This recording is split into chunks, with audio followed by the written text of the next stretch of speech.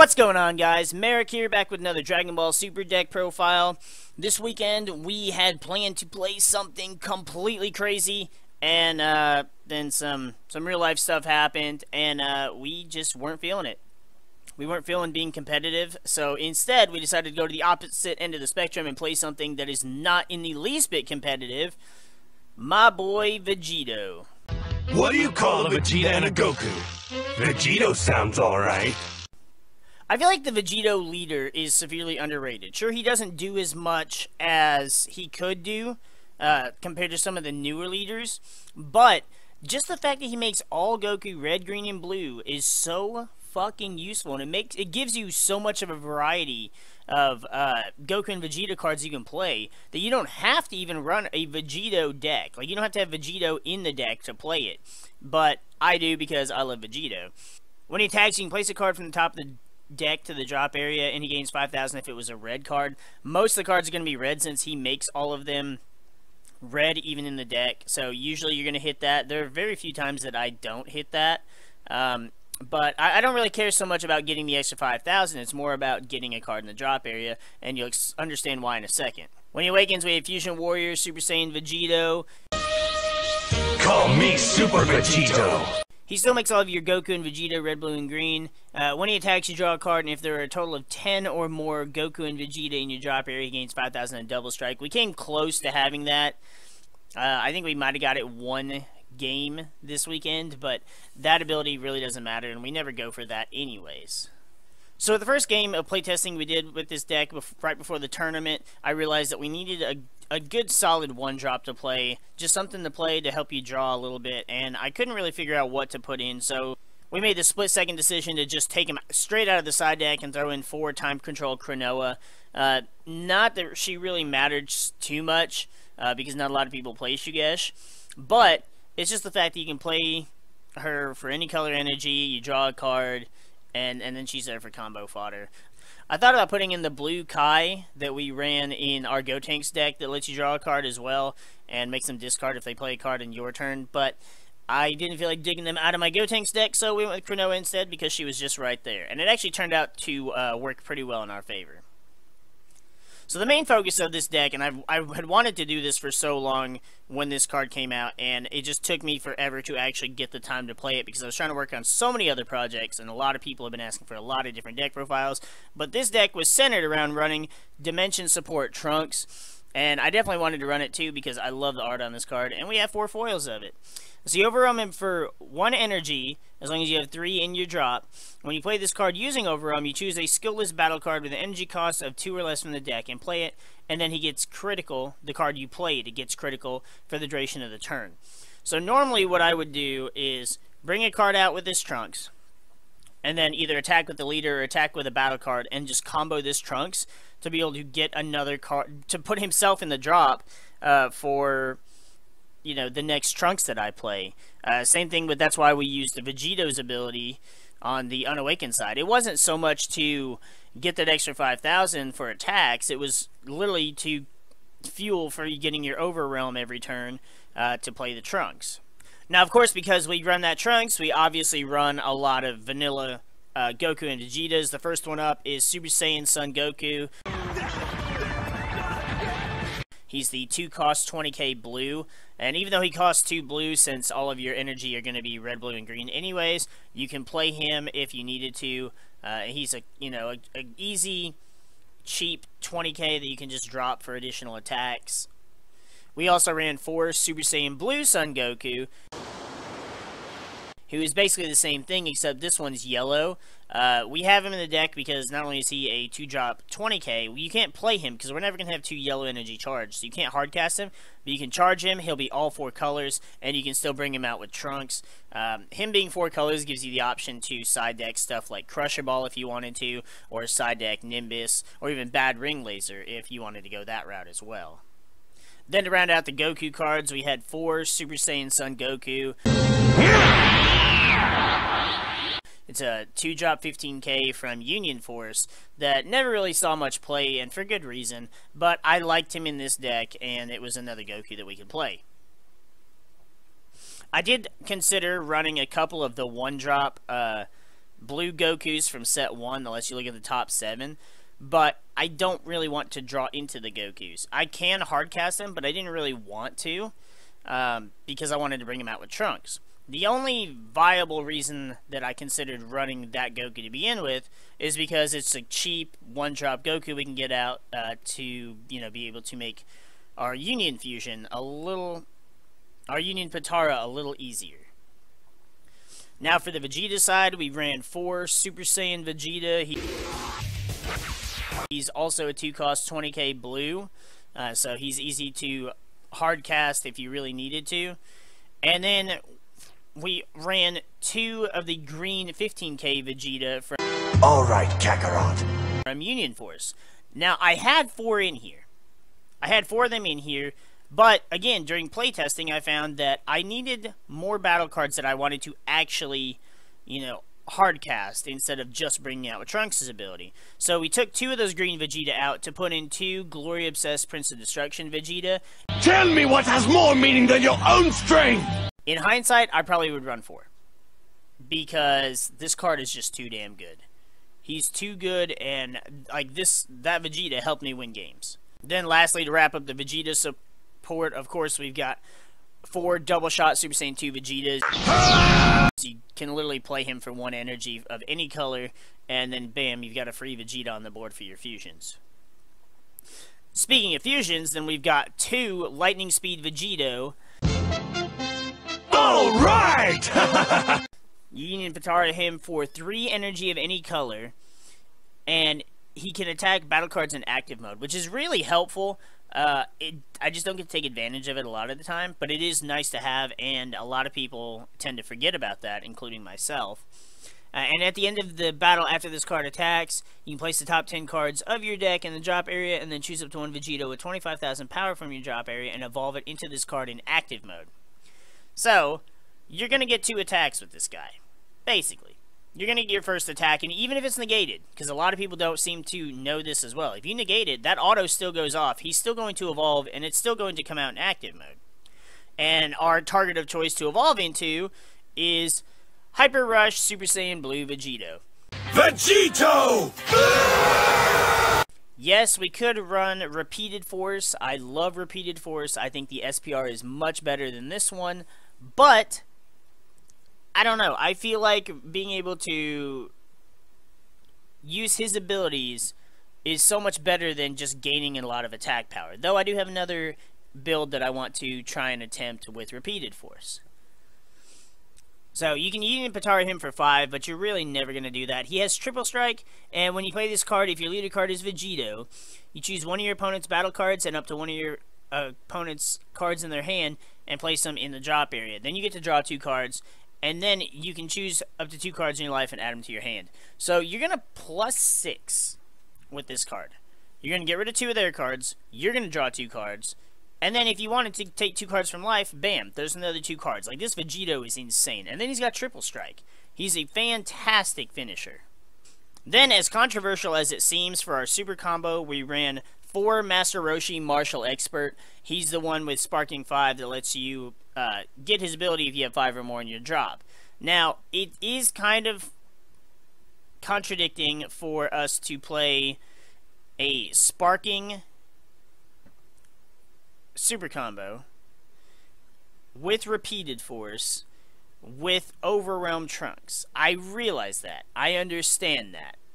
Do I think it was the smartest decision? Probably not. But the idea was that if I need to, I can play this Roshi a lot easier than I can the 4 less life, because I can play him if my opponent is playing super passively.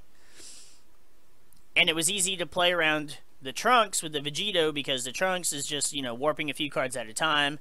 Then the Repeated Force comes out and mills your shit. And then, so they didn't really conflict as much as the Trunks did with the super combo. The other card that it conflicted with was the After Image, which we ran 4 of.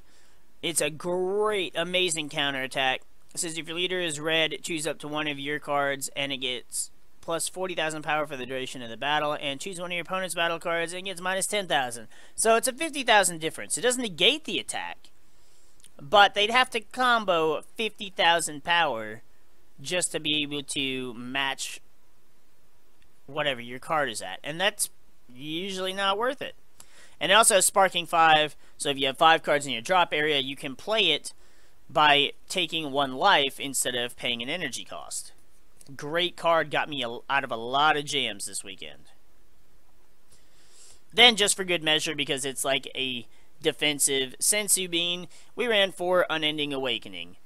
It's a counterattack that says, choose one of your red Saiyan leaders and gets plus 5,000 for the duration of the turn. So you play a couple of those, your leader's at, 25,000, and they just can't do shit. It takes a lot of combo power to be able to push through all of that.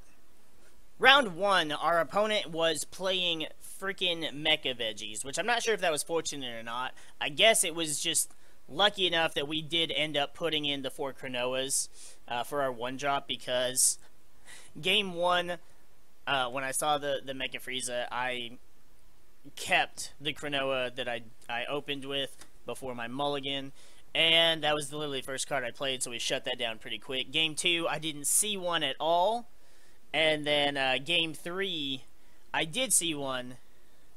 Oh no, I'm sorry, game 2 I did see one, but it was so late in the game it didn't matter. I was literally just playing it for the extra draw to try and survive. Game 3, I would have had, but I was so just not paying attention to what I was doing, and I had a Strategies of Universe 7. We side 2 of these, and I had one in my hand. I had a Goku and a Vegeta. I forgot to play it before I told him that I ended my turn, and he proceeded to play Kale and blow my shit up.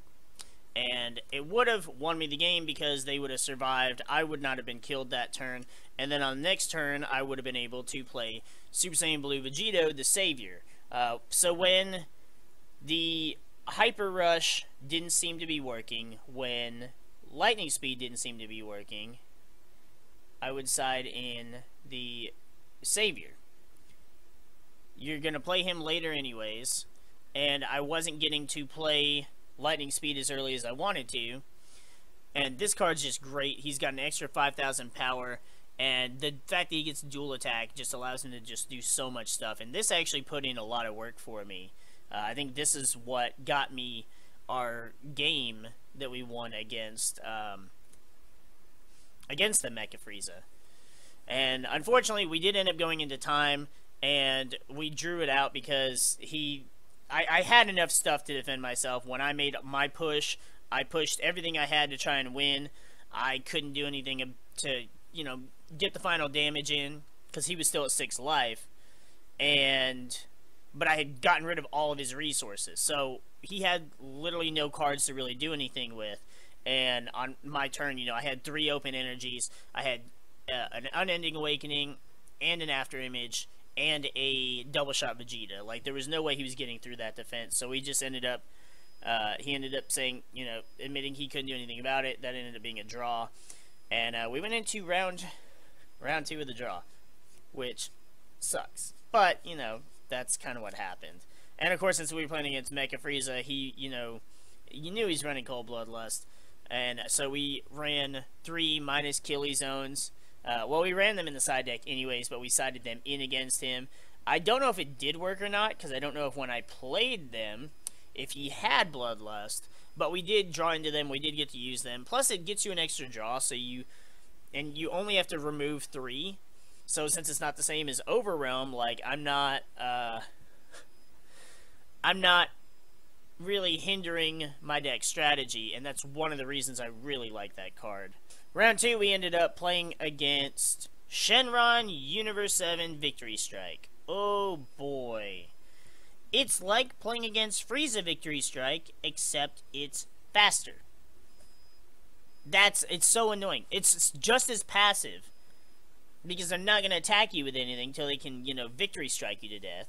Shenron can't attack anyways.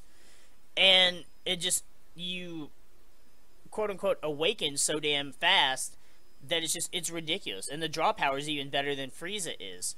So, it was not fun. But we did have a few things to side in against it.